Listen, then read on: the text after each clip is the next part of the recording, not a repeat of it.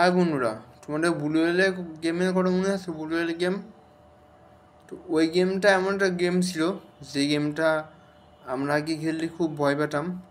তো ওই গেমটা আমাদের 2018 সালে, 2018, 2017-18 সালে এত ভয়ঙ্কর একটি গেম ছিল, যে গেমের মাধ্যমে যে কোনো বয়সের মানুষেরাই মানে একটা ভয়ঙ্কর একটা জায়গা চলে যেত, এবং তাদের জীবনের লাইফটা ছিল একেবারে ওই গেমের ভিতর।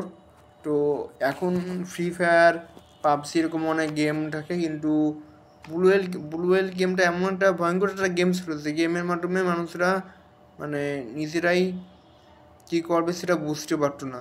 তো ফ্রেন্ডস, যদি আমাদের ব্লু ওয়েল গেমের কথা যদি ব্লু ওয়েল গেম যারা 2018 সালে আর 2017 সালে তোমরা দেখে থাকো, তাহলে অবশ্যই তোমরা গেমের ওই গেমের ব্যাপারে আমাকে বলো। অ্যান্ড ব্লু ওয়েল গেমটা অনেক ভয়ঙ্কর গেম ছিল। তো এখন আমি এটা বলতেছি তোমাদের, কারণ এই গেমটা আসলে অনেক ভয়ঙ্কর একটা গেম ছিল, আর এখনও সেই গেমের কথা মনে পড়ে। তো ফ্রেন্ড, যদি তোমরা ব্লু ওয়েল গেমটা যদি তোমাদের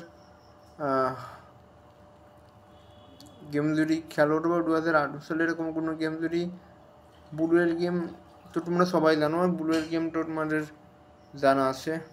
তো ফ্রেন্ডস, তোমরা কোন গেম খেলো সেটা বলবো, কারণ আমি টমি ভার্সিটি এই গেমটা আমার কাছে বেশি ভালো লাগে। এরপর আরও অনেক গেম আছে যেগুলো গেম তোমরাও খেলো প্রচুর। ওইগুলো গেম কার রেসিং, তারপরে গাড়ি গেম অনেক গেমগুলো আমি খেলছি।